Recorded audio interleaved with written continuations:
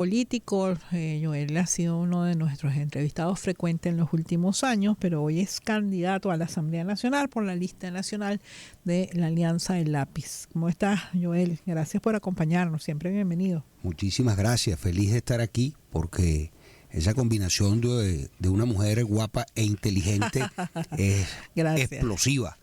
Tú sabes que para poner un poquito de humor antes de iniciar la entrevista, esta mañana estaba revisando las redes sociales y entonces decían que si el cardenal Chongo del África es electo, el himno papal sería "Ay, Papa Chongo". Bueno, de esos memes que los venezolanos acostumbramos, yo creo que esa gran capacidad de reírnos de todo, incluso de nosotros mismos, de nuestras mayores tragedias, así como de nuestras grandes alegrías, ha sido el secreto para que en este país no haya caído en una guerra civil como Colombia, por ejemplo. Yo estoy convencido que nosotros tenemos en nuestro ADN un psicólogo incorporado, porque la verdad que hemos soportado muchas cosas. Somos muy elásticos desde el punto de vista reflexivo, somos personas. Pero sobre todo creo que procesamos las mayores diferencias y los mayores sentimientos encontrados, los procesamos a través del humor. ¿Es así? Creo que son ya parte de la historia humorística del país, todos los chistes sobre las crisis que hemos vivido, incluyendo apagones, escasez de alimentos, de medicamentos, bajos sueldos, etcétera, y eso se ha procesado a través del humor. En mucho creo que eso contribuye a que seamos un país que puede resolver sus problemas de otra manera y no con una guerra civil, porque por menos que eso se han matado durante 70 años en Colombia, hubo guerras civiles en Centroamérica, y bueno, tú conoces tanto eso como yo, pues.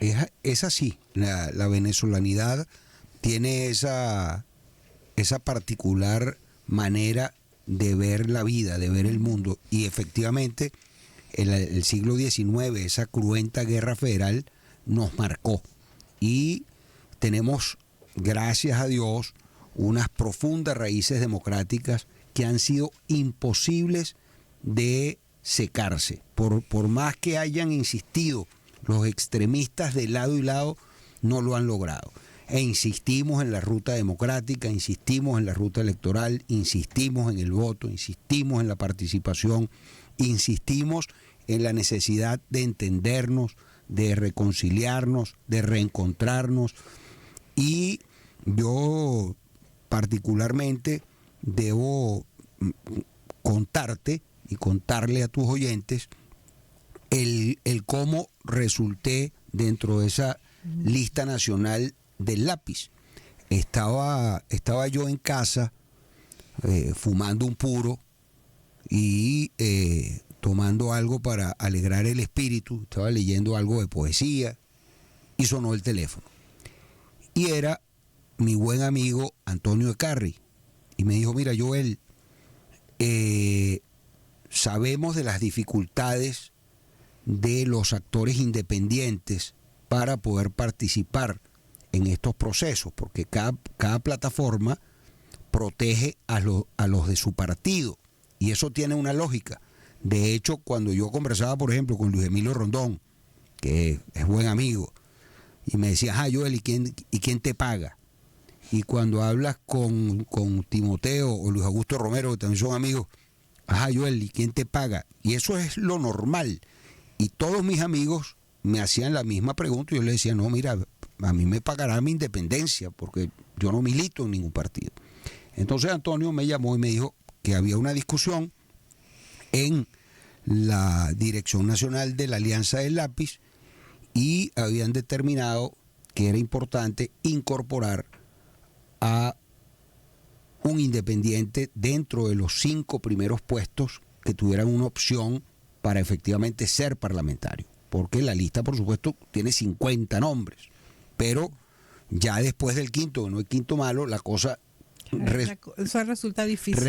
Resulta muy difícil. Entonces, en principio, esa fue la circunstancia que me permitió tomar la decisión, lo asumí, Y en esta campaña tan breve hemos estado cada quien cumpliendo con su rol. A mí me ha correspondido, por mi buena relación con los medios de comunicación, afortunadamente por los muchos años haciendo el análisis político y conversando de los distintos temas, de estar haciendo este esfuerzo. Por eso te lo agradezco tanto que en la campaña me permitas conversar sobre la importancia además de la elección de esta próxima Asamblea Nacional, que tendrá la responsabilidad de trabajar en la reforma constitucional, en una reforma constitucional muy particular. Mira, yo creo que esa tarea le va a tocar a esta que está vigente todavía, porque recordemos que aunque la elección es ahorita el 25 de mayo, asumen sus curules los nuevos diputados y diputadas en enero de 2026. Y el presidente ha planteado que la reforma se dé este mismo año. Así es. Sin embargo, aunque esa discusión se dé este mismo año y sea una decisión del presidente, yo soy un convencido que si esta elección va a otorgar un nuevo equilibrio, porque todos los números indican que una fracción opositora de 20 podría crecer entre 50 y 60 parlamentarios, sería una nueva realidad y sería mucho más oportuno que se iniciara, como no, la discusión, que se iniciara la consulta durante lo que resta del año, pero que pudiera someterse a la consideración de la próxima Asamblea. Porque además la Constitución del 99 tiene una letra muy oportuna y muy apropiada para el manejo de estos temas. Es que quien decide no es la Asamblea Nacional, la reforma, la decide la población venezolana a través del referéndum consultivo. Por cierto que yo quería ahí pedirte tu comentario. Quiero recordarles que estamos conversando con Joel Horta, quien es abogado, analista político y candidato a la Asamblea Nacional por la lista nacional de la Alianza del Lápiz. Y es que la primera cosa que yo saludo es que todos y todas, todos los candidatos, inclusive aquellos que han promovido abiertamente conspiraciones y golpes de Estado durante estos 25 años de la Constitución, hoy asumen que esa es la Constitución. Esa es la primera gran victoria de este proceso electoral. Hoy conversé temprano con Víctor Álvarez y le pedí permiso para utilizar algo que escribió que me pareció genial. Fíjate lo que dice Víctor. Los abstencionistas alegan que no pueden participar porque sus candidatos están inhabilitados, presos o en el exilio. Pero cuando les quitan la inhabilitación y deciden participar, entonces los consideran alacranes y traidores. Esa es la lógica del desastre, la lógica suicida del extremismo, la lógica absurda de quienes han conducido la oposición venezolana durante los últimos 25 años, que los han conducido de derrota en derrota, porque son los campeones sin corona. Yo me acuerdo aquella canción Campeón de Corona, Muñeco de papel, que interpretaba Félix Loreto. ¿La recuerdas? Y robaron una cédula. Así es, y la cantaba Víctor Jiménez, Chiquindown.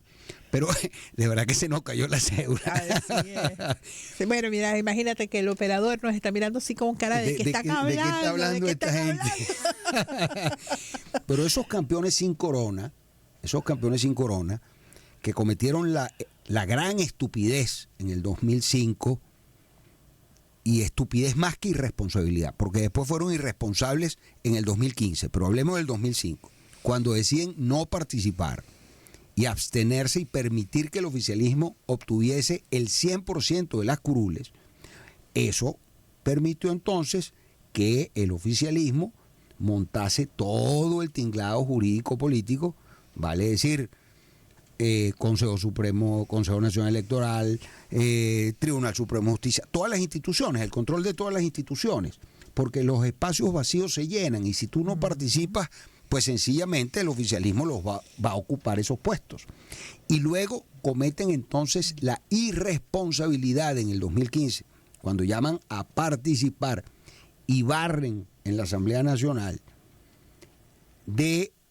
a través de boca del que entonces fue electo presidente de la Asamblea Nacional, Henry Ramos Alup, en vez de tender puentes al presidente y al Ejecutivo.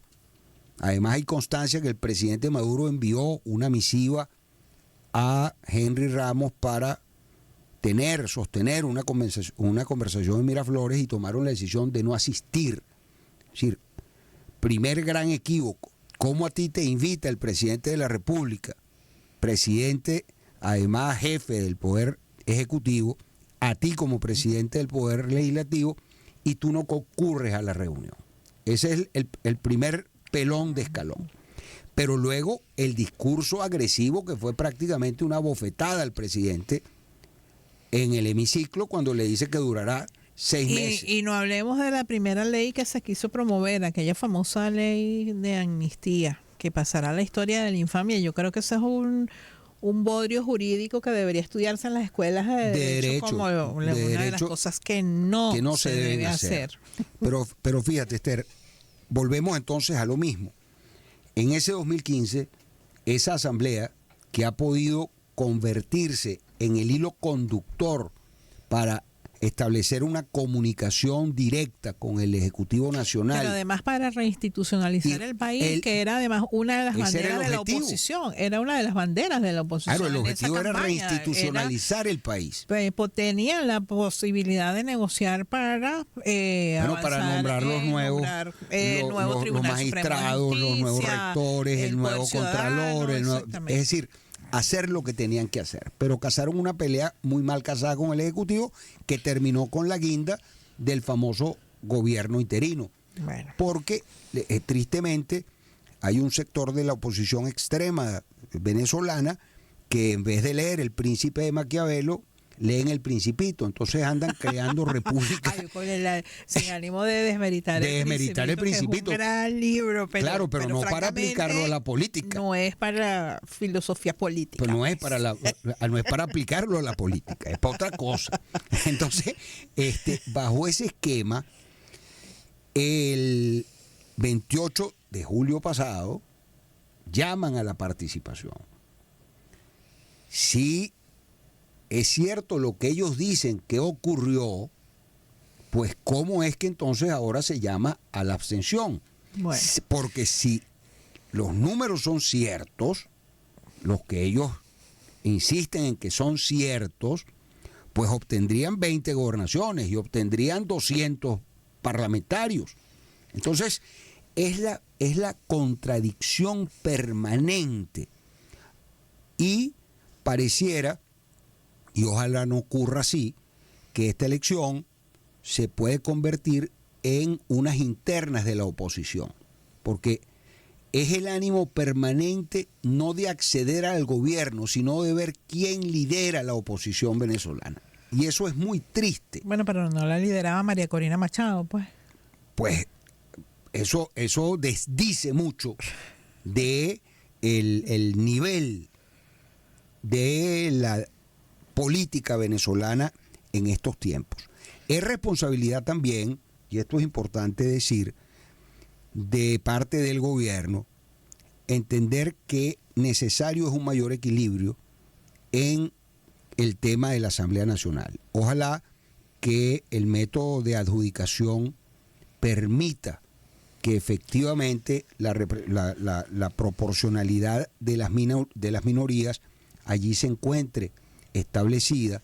Ojalá que se permita, Esther, además, que, está ocurriendo, se está haciendo una campaña muy austera. Afortunadamente no estamos viendo de ninguno de los lados grandes tarimas, ni grandes eventos, ni grandes movilizaciones, porque en esta profunda crisis la verdad que es un balde de agua fría al elector gastar esos millones de dólares en actos políticos. Mira, nos queda apenas un minuto, Joel. ¿Cuál debe ser la principal prioridad del nuevo Parlamento?